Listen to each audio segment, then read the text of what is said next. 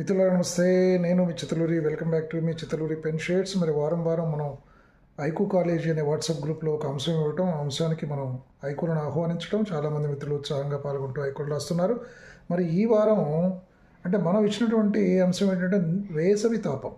ఈ వేసవి తాపం మీద చాలామంది మిత్రులు చాలా రకాలుగా బాగా స్పందించారండి. బట్ వాటిలో నచ్చినటువంటి ఐకులను మీకు పరిచయం చేసే ప్రయత్నం చేస్తాను. ఎందుకంటే please remember that every time the judgement is subjective అండి, అది గుర్తుపెట్టుకోవాలి మనం. ఇక కమింగ్ టు ది పాయింట్, నాకు చాలా అద్భుతంగా అనిపించినటువంటి ఒక మిత్రుల రెండు ఐకులు మీకు చెప్తాను. ఆ తర్వాత బాగా నచ్చిన మరికొన్ని ఐకులను కూడా మీకు ప్రస్తావిస్తాను. No problem.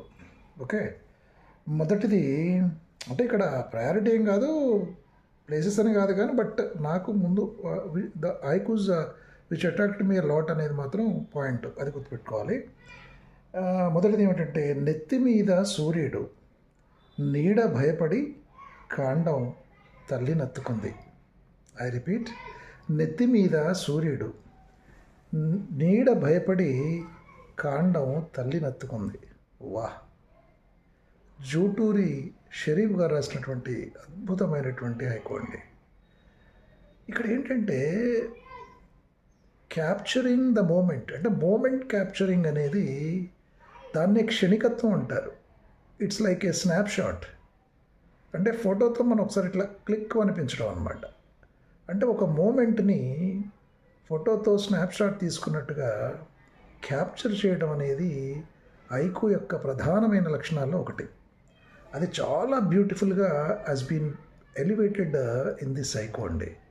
Really hats up to Sharif గారు. అంటే ఒక కవి యొక్క సూక్ష్మమైనటువంటి పరిశీలన, నేచర్లోకి వెళ్ళి దాన్ని సూక్ష్మంగా పరిశీలన చేయటం అనేది కనబడటమే కాకుండా, దీంట్లో మనకి బ్యూటిఫుల్ విజువలైజేషన్ ఉంది. అంటే దృశ్యాత్మకం చేశారు.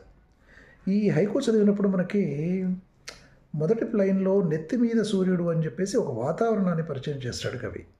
నెత్తి మీద సూర్యుడు రావటం అంటే మిట్ట మధ్యాహ్నం అని, అంటే ఒక ఎవోకేటివ్గా చెప్పడం జరిగింది. ఇక్కడ ఒక వాతావరణ పరిస్థితిని మనకు ఎస్టాబ్లిష్ చేశాడు కవి.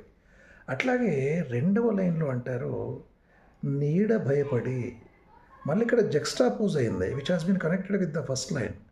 అంటే నెత్తి మీద సూర్యుడు ఉన్నప్పుడు మిట్ట మధ్యాహ్నం విపరీతమైనటువంటి వేడి. ఎంత వేడి అంటే ఇంక అది మనం we feel, but we cannot define in our words అనమాట. అట్లాంటి హారిబుల్ టెర్రిఫిక్గా ఉన్నటువంటి ఎండలో ఆ ఎండ తీవ్రతకి నీడ కూడా భయపడిందట. అది కవి యొక్క చమత్కారం. ఇక్కడ నీడ భయపడి, తర్వాత కాండం. నీడ భయపడిన తర్వాత కామ బట్టి పక్కనే మనం కాండం అని రాసుకోవచ్చు, అందుకని అట్లా చేశాను. అది కాండం. ఇక మూడవ లైన్లో తల్లి నత్తుకుంది. మరి కాండం అంటే చెట్టును, మొక్క నత్తుకోవటం. తల్లి ఎవరు? మొక్కే కదా. నీడ, నీడ నుంచి వచ్చినటువంటి మొక్క నుంచి వచ్చినటువంటి నీడ అది. ఆ నీడ కూడా ఎండలో ఉన్నది కాస్త భయపడిపోయి, మరి ఆ నీడ సృష్టికర్త అయినటువంటి మొక్కను ఎత్తుకోవటం. అంటే ఇక్కడ మొక్క కాండం అప్పటిదాకా దూరంగా ఉన్నటువంటి నీడ మన మిట్ట మధ్యాహ్నం వేసరికి ఏముందంటే there is a moment again. ఆ నీడ కాండం చుట్టూ అల్లుకుని ఉంటుంది. అది దృశ్యం ఇక్కడ. That is a beauty of the shade, that is a beauty of the haiku, and that is a beautifully evocative framed shadow అనేది మనకు కనబడుతుంది. అది దృశ్యమానం చేయటం అనేది ఐకు ప్రధానమైనటువంటి లక్షణాల్లో ఇంకొక ముఖ్యమైనటువంటి లక్షణం. అది కూడా ఇక్కడ కనబడింది. ఇక నీడే ఎండకు భయపడింది అని చెప్పడం ద్వారా ఎండ యొక్క తీవ్రతను గ్లోరిఫై చేయడం జరిగింది కవి. ఇట్లా చాలా అద్భుతమైనటువంటి మూమెంట్ క్యాప్చరింగ్ తోటి, చాలా అద్భుతమైనటువంటి విజువలైజేషన్ తోటి చాలా బాగా వచ్చింది ఈ కవిత. మరి ఎండ దౌర్జన్యానికి ప్రతీక. ఇక్కడ హ్యూమన్ ఎలిమెంట్ కూడా మనం తీసుకున్నప్పుడు ఎండ మనిషి తోటి మనిషి మీద చేస్తున్నటువంటి దౌర్జన్యానికి కూడా ప్రత్యేకంగా చెప్పుకోవచ్చు మనం. సామాన్య జనం, మరి ఆధిపత్య వర్గాలు, మరి అణచివేత వర్గాల పట్ల, పీడిత ప్రజల పట్ల చేస్తున్న దాష్టికానికి ప్రతీకాత్మకంగా కూడా మనం ఎండను తీసుకున్నప్పుడు, మరి భయంతో ఉనికిపోయినటువంటి మరి ప్రజలు మరి తల్లిని ఎత్తుకుపోవడం అంటే ఒక సెక్యూరిటీ కోసం, ఒక ఇన్సెక్యూర్డ్ ఫీలింగ్ అనేది హస్ బీన్ దేర్ అని కూడా మనం సొసైటీ కూడా దీన్ని ఆపాదించుకోవచ్చు. Nature tells us a beautiful lesson in comparison with human feelings and all అనమాట. So that is what poet has successfully portrayed these things in the psyche very beautifully. So really hats off to Juturi Sharif గారు, అద్భుతమైన haiku రాశారండి. Keep it up, I really appreciate it. ఇక మరొకటి వేసవి తాపం, అమ్మకు ఎరికే పిట్టకి పిడికడ నీళ్లు అంటారు తిప్పాన్ హరిరెడ్డి గారు. వేసవి తాపం మొదటి లైన్లో చెప్తారు, రెండవ లైన్లో అమ్మకు ఎరికే అంటారు. అంటే తల్లిని పరిచయం చేస్తూ ఏమెరక అమ్మకి అనేటువంటి క్యూరియాసిటీ మనకు ప్రారంభమవుతుంది. ఇక మూడవ లైన్లో పిట్టకి పిడికడ నీళ్లు అని. అంటే ఇవాళ ఎండాకాలం వేసవి పూటపురం పిచ్చుకలు పాపం దాహంతో అలమటించిపోతూ ఉంటాయి, వాడికి ఎక్కడ నీళ్లు దొరకవు. కాబట్టి పిచ్చుకలకు అందరూ వాటరు పెట్టాలి, సరఫరా చేయాలనే ఒక human touch, the feeling of human touching అనేది దీంట్లో బాగా ఎలివేట్ అయిందండి. మరి అమ్మ హృదయం, అమ్మకది ప్రేమించే హృదయం కదా, ప్రేమమూర్తి కదా అమ్మ. పిల్లల్ని ఎంత ప్రేమంగా చూసుకుంటుందో అదే ప్రేమతో ప్రకృతిలో ఉన్నటువంటి జీవరాశిని కూడా తను చూసుకుంటుంది. కాబట్టి ప్రేమకు గుర్తైనటువంటి అమ్మ మరి పిట్టకు కూడా పిడికడు నీళ్లు, పిట్ట కూడా పిడికడంతా ఉంటుంది, ఆ పిడికడని నీళ్లు ఆ పిట్టకు పోసేటువంటి ఒక అద్భుతమైనటువంటి స్వభావం, ప్రేమ స్వభావం అమ్మలో ఉంది అని చెప్పేసి అమ్మకు ఆపాదించి ఇలా చెప్పడం చాలా బాగుందండి. I really appreciate it Tippan Harireddy గారు, బ్యూటిఫుల్ హైకు. ఇక మరొకటి ఇలా ఇక ఇంకొంచెం బాగున్నటువంటి హైకులు దీంట్లోనే కోర్స్ నేను ఒక రాసినటువంటి ఒక హైకు, వేసవి తాపం చెట్ల తల నరికినందుకు చెల్లిస్తున్న మూల్యం. వేసవి తాపం చెట్ల తల నరికినందుకు చెల్లిస్తున్న మూల్యం అని చెప్పేసి చిత్తలూరి హైకు అనమాట ఇది. మొదటి లైన్లో యాజ్ యూజువల్గా మనం వేసవి తాపాన్ని ఇంట్రడ్యూస్ చేస్తాం. చెట్ల తల నరికినందుకు అనే దాంట్లో అద్భుతమైన పోయిటరీ ఉంది. చెట్ల తల నరకటం అంటే ఒక మానవ స్వాభావిక లక్షణాన్ని, చెట్ల తల నరకడం అంటే చెట్టును కొట్టేయటం, చెట్టును కొట్టేసినందుకు చెట్టును నరికినందుకు అంటూ ఏముండదు. తల నరకడం అనేటువంటి ఒక మానవ స్వాభావిక లక్షణాన్ని తీసుకుని చెట్టుకు ఆపాదించడం చెప్పడం. ఇక ఒక దేహంలో తల వేరైపోయిన తర్వాత ఇక మిగిలే మొండం it is completely dead, nothing use అనమాట. దాంతో మనకి అంటే చెట్ల తల నరకడం అంటే ఇక్కడ ఒక మానవ ఉనికిని, ఒక హ్యూమన్ ఎగ్జిస్టెన్స్ని కూడా, అంటే మానవుడి యొక్క స్వభావాన్ని చెట్టుకు ఆపాదించి చెప్పడం. అంటే this is the beauty of personification in the psycho అని చెప్పుకోవచ్చు మనం. పర్సానిఫికేషన్ అనేది that is a poetic element for haiku అని చెప్పుకోవచ్చు మనం. అట్లా అంటే ఇప్పుడు చెట్లు తల నరికేశారు, చెట్ల యొక్క ఉనికిని తీసేశారు, చెట్ల యొక్క ప్రాణాన్ని తోడేశారు. మరి చెట్లను అట్లా నిర్దాక్షిణ్యంగా చంపేసినందుకు, వాటిని నరికేసినందుకు ఇవాళ మనందరం చెల్లిస్తున్నటువంటి మూల్యం ఏమిటంటే మూడవ లైన్లో అది వేసవి తాపం అని మళ్ళీ మనం మొదటి లైన్లోకి వెళ్ళిపోతాం. That is the greatness of this poetry అండి. మరి చెట్ల తల నరికినందుకు మనందరం కూడా ఇవాళ ఒక మూల్యం చెల్లిస్తున్నాం. ఆ మూల్యం ఏమిటంటే విపరీతమైనటువంటి ఎండల ప్రభావానికి లోనవుతున్నాం అనేది కవి సమయం ఇక్కడ. అంటే మరి చెట్లను కాపాడుకోవాల్సిన అవసరం ఉంది.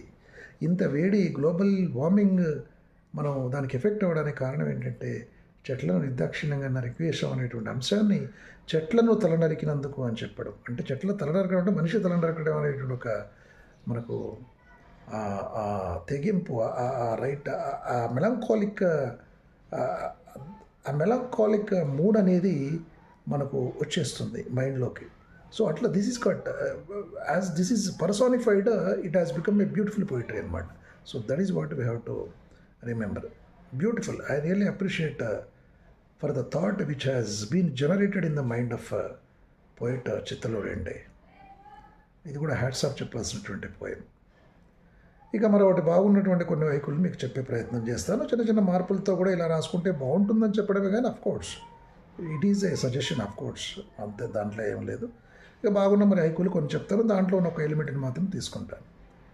వేసవి తాపం, ఇంటి చుట్టూ మొక్కలు, చెట్టు విలువ తెలిసింది అంటారు నేలపురి రత్నాజీ గారు. వేసవి తాపం, ఇంటి చుట్టూ మొక్కలు, చెట్టు విలువ తెలిసింది. మూడవ లైన్లో చెట్టు విలువ తెలిసింది అన్నప్పుడు ఈ వేసవి తాపం అనుభవంలోకి వచ్చేసరికి చెట్లుంటే నీడ ఉండేది కదా, ఇంత వేసవి తాపాన్ని భరించేటువంటి దుస్థితి మనకు వచ్చేది కాదు కదా అనిపించి ఆ ఇంటి చుట్టూ మొక్కలు నాటుకున్నాడు కవి అని చెప్పడం. అంటే మొక్కల అవసరం వేసవి తాపం అనుభవిస్తున్న స్థితి అనేది మనకు తెలియజేసింది అని కవి, అంటే ఇండైరెక్ట్గా పరోక్షంగా కవి అనుకుంటున్నాడు అనమాట. అంటే వేసవి తాపం మనకు చెట్ల యొక్క విలువను తెలియజేస్తుంది కాబట్టి ప్రతి ఒక్కరూ చెట్లు నాటుకోవాలి, ఆ స్పృహలో మనం ఉండాలి. చెట్లు ఉంటే వేసవి తాపాన్ని తట్టుకోగలిగేటువంటి నీడను చెట్లు మాత్రమే ఇస్తాయి అని చెప్పడం. ఒక సమస్యకు సొల్యూషన్ కూడా ప్రకృతిలోనే ఉంటుంది. ప్రకృతి ఇచ్చినటువంటి సమస్యకు పరిష్కారం కూడా ప్రకృతే ఇస్తుంది అనేటువంటి అద్భుతమైన భావన కూడా ఈ కవి సమయంలో మనం వెతుక్కోవచ్చు. So I really appreciate Nelapuri Ratnaji గారు. అంటే brevity is the important factor for the haiku అనే దానికి మనం కొంచెం దాన్ని బ్రీఫ్గా చేసుకుంటే బాగుంటుందని అట్లా చేయడం జరిగింది. బట్ ఎనీ వండర్ఫుల్ థాట్ అండి. ఇక తర్వాత వేసవి తాపం కూల్చిన చెట్ల ఘాతుకం పాపం ఎవరినీ వదలదు. గజ్జల శ్రీనివాసులు గారు రాసిన హైకు ఇది. వేసవి తాపానికి కారణం ఏమిటి? కూల్చిన చెట్ల ఘాతుకం. చెట్లను కూల్చారు కదా, చెట్లను కూల్చడం అనేది ఒక ఘాతుకం, ఒక మా పాపం. చెట్లను కూల్చడం అనేది దానివల్లనే ఈ వేసవి తాపం ఇంత తీవ్రంగా ఉంది అని కవి చెబుతూ 3వ లైన్లో పాపం ఎవరిని వదలదు అనడము that is a beauty of poetry అండి. పాపం ఎవరిని వదలదు అనడం చాలా అద్భుతమైనటువంటి మెటఫర్, అంటే అద్భుతమైన మెటఫారికల్గా చెప్పినటువంటి metaphorical sense is the beauty of this poetry అండి. అంటే ఒక అబ్స్ట్రాక్ట్ ఐడియా పాపం ఎవరిని వదలదని చెప్పడం ద్వారా కూల్చిన చెట్ల ఘాతకం అని చెప్పేసి ఒక మళ్ళీ మనకి ఇంకొక ఇమేజరీ, అంటే ఒక కాంక్రీట్ ఇమేజరీ, ఒక అబ్స్ట్రాక్ట్ ఇమేజరీని ప్రజెంట్ చేసి చెప్పడం చాలా బాగుంది. వండర్ఫుల్ గజ్జల శ్రీనివాస్ గారు. I really appreciate you, keep it up sir. ఇక మరొకటి వేసవి తాపం పచ్చని చెట్లని కాటేసి నల్లని మెలికలు తాచు. So this is a beauty of Rajitha గారు రాశారు, రజిత సంగారెడ్డి నుంచి రాశారు. వేసవి తాపం పచ్చని చెట్లను కాటేసి నల్లని మెలికల తాచు. మళ్ళీ మనకు రీరీడ్ చేయాలనిపిస్తుంది ఈ పోయిటరీలో. 3వ లైన్లో నల్లని మెలికల తాచు అన్నప్పుడు జస్ట్ ఒక few seconds we go into that very thought of what is నల్లని మెలికల తాచు. అప్పుడు మనకు స్పృహలోకి వస్తాం మనం. రోడ్డును నల్లని మెలికల తాచు అని పోల్చడం చాలా బ్యూటిఫుల్గా ఉందండి రజిత గారు. వండర్ఫుల్ థాట్ అండి. నల్లని మెలికల తాచట ఏం చేసిందట? అది పచ్చని చెట్లను కాటేసి అని చెప్తారు 2వ లైన్లో. పచ్చని చెట్లను కాటేయటం వల్ల నల్లని మెలికల తాచు. మరి ఈ వేసవి తాపం ఇంత తీవ్రంగా ఉంది అంటే రోడ్డును నల్లని మెలికల తాచు అని కంపేర్ చేయడం, that is a beauty of comparison. This పచ్చని చెట్లను మళ్ళీ ఈ నల్లని తాచు కాటేయటం అంటే రోడ్డు విస్తరణలో భాగంగా నల్లగా తారు రోడ్డు వేశారు ఊళ్ళోకి. ప్రకృతి పచ్చని ప్రకృతి మధ్యలోంచి ఒక తారు రోడ్డు వెళ్ళిపోతుంది. ఆ మెలికలుగా ఉన్నటువంటి ఆ తారు రోడ్డు మరి కవయిత్రి గారికి నల్లని మెలికల తాచులా కనపడింది. That is the beauty of the poetry ఇక్కడ. తర్వాత ఈ మెలికల తాచు పచ్చని చెట్లను కాటేయటం వల్ల, అంటే రోడ్డు విస్తరణలో భాగంగా మరి ఆ అడవిలో ఉన్నటువంటి చెట్లను అన్నీ కొట్టేశారు. దాని ఫలితమే ఈ ఎండ తీవ్రత అని చెప్పడం. వాహ్, what a beauty of poetry అండి. చాలా అద్భుతమైన విజువలైజేషన్స్ ఉన్నాయి, మంచి ఇమేజరీస్ తీసుకున్నారు. బ్యూటిఫుల్ పోయిటిక్ ఎలిమెంట్ ఉంది. రజిత గారు, ఐ రియల్లీ అప్రిషియేట్ యూ అండి. Please come up with some more beautiful haikus. You can write, you have that power. I love it అండి, I love it. Wonderful poem, keep it up. ఇక మరొకటి, ఎండల రాజ్యం కాలిన అడుగులపై నీడ పరుగు. మొదటి లైన్లో ఎండల రాజ్యం అంటారు, 2వ లైన్లో కాలిన అడుగులపై, 3వ లైన్లో నీడ పరుగు. నీడ పరుగు అనటంలో beauty of moment of capturing ఉంది. ఇక్కడ క్షణికత్వాన్ని ఒక స్నాప్షాట్ లాగా పట్టుకున్నారు. నీడ పరుగు అని చెప్పడం చాలా బాగుంది. శాంతి గారు, శాంతి గారు రాసినటువంటి అద్భుతమైన పోయం ఇది. చాలా బాగుందండి. కాలిన అడుగులపైన అంటే మనం ఎండలో కాళ్ళు గాలుతూ ఉంటే పరిగెత్తుతున్నటువంటి దృశ్యం కనబడుతోంది. నీడ కోసం పరిగెత్తుతున్న దృశ్యం, నీడే పరిగెడుతుందా అనేటువంటి దృశ్యం. ఈ రకంగా మనకు ఒక beautiful moment has been beautifully captured in this. Wonderful అండి శాంతి గారు, మంచి పోయం రాశారు. Keep it up. ఇక మరొకటి, రహదారికి ఇరువైపులా ఒయాసిస్సులు నాటించాడు అశోకుడు. వల్లూరి రామారావు. రహదారికి ఇరువైపులా అశోకుడు అనగానే మనకు చెట్లు నాటించాడు. చిన్నప్పుడు ఎప్పుడో సోషల్ పాఠంలో చదువుకున్నట్టు గుర్తు నాకు.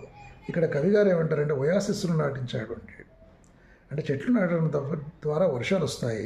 వర్షాలు రావడం ద్వారా మరి రోడ్డులో వైపునటువంటి పల్లాల్లో నీరు చేరిపోతుంది. మరి చెట్లు నీటికి ఆధారం కాబట్టి ఎండిన ఎడారి లాంటి ఈ ప్రకృతిలో చెట్లు ఒయాసిస్సులు లాంటివి అని బహుశా కవి సమయం కావచ్చు. అందుకే చెట్లు నాటడం అనకుండా ఒయాసిస్ను నాటడం ద్వారా చెట్లను ధ్వనింపజేయడం అనేది బ్యూటీ ఆఫ్ ద పోయిటరీ అండి. దీంట్లో I really appreciate Olluru Ramarao గారు. ఒయాసిస్ను నాటడం అనేది బాగుందండి, వండర్ఫుల్. అట్లాగే మరి ఇంకో 2 హైకులు. వేసవి తాపం, మా పెరటి బావి గొంతు ఎండిపోయింది. చిత్తలూరి. పెరటి బావి గొంతు ఎండిపోయింది అని చెప్పడం బ్యూటీ ఆఫ్ ద పోయిటరీ అండి. దీంట్లో మన గొంతులు ఎండిపోతాయి, పెరటి బావికి కూడా ఒక గొంతు ఉంటుంది, ఆ గొంతు ఎండిపోయిందంటే బావి ఎండిపోయిందంటే దాంట్లో పోయిటరీ లేదు. పెరటి బావి గొంతు ఎండిపోయిందనడం ద్వారా మానవ స్వాభావిక లక్షణాన్ని మళ్ళీ నూతికి బావికి ఆపాదించి చెప్పడం, that is a beauty of personification దీంట్లో. ఇక బావి గొంతే ఎండిపోయింది, మన గొంతు ఎండిపోతే మనం దాహం తీర్చుకోవడానికి బావి దగ్గరికి వెళ్తాం. అట్లాంటిది బావి గొంతే ఎండిపోయిందని చెప్పడం ద్వారా వేసవి తాపం యొక్క తీవ్రతను కవి ఇక్కడ పట్టుకున్నాడు. That is the beauty of the poetry. ఇక 2వది వేసవి తాపం, భూమి చెమట చుక్క, చెలిమే ఎండిపోయింది. Beautiful poetry. అంటే ఇక భూమి చెమట చుక్క అంటే మీరు చూసినప్పుడు బ్యూటిఫుల్ విజువలైజేషన్ అనమాట. దీంట్లో చెలిమట కవి సమయంలో భూమి యొక్క చెమట చుక్కలాగా కనబడుతుందట. తర్వాత భూమి శ్రమకు ప్రతీక, చెమట చుక్క శ్రమకు ప్రతీక. భూమి ఎండవేడికి తట్టుకోలేక చెమటలు వస్తుంది, చెమట పడుతోంది, కష్టపడుతోంది అని చెప్పడం కూడా. మరి ఆ భూమి చెమట చుక్కలా ఉన్నటువంటి ఆ చెలిమి కూడా ఎండిపోయింది. అంటే వేసవి తీవ్రత అంత ఇదిగా ఉంది అని చెప్పేసి బ్యూటిఫుల్ విజువలైజేషన్ ఈ హైకులో ఉంది. నేను కొన్ని హైకులు అప్పుడప్పుడు రాసి పెడుతున్నాను, ఎందుకంటే అవి చదవటం ద్వారా, వాటిని కొంచెం అధ్యయనం చేయటం ద్వారా, వాటిలో ఉన్నటువంటి ఎలిమెంట్స్ను గ్రహించడం ద్వారా there is a chance to produce beautiful haikus అని చెప్పడం నా ఉద్దేశం.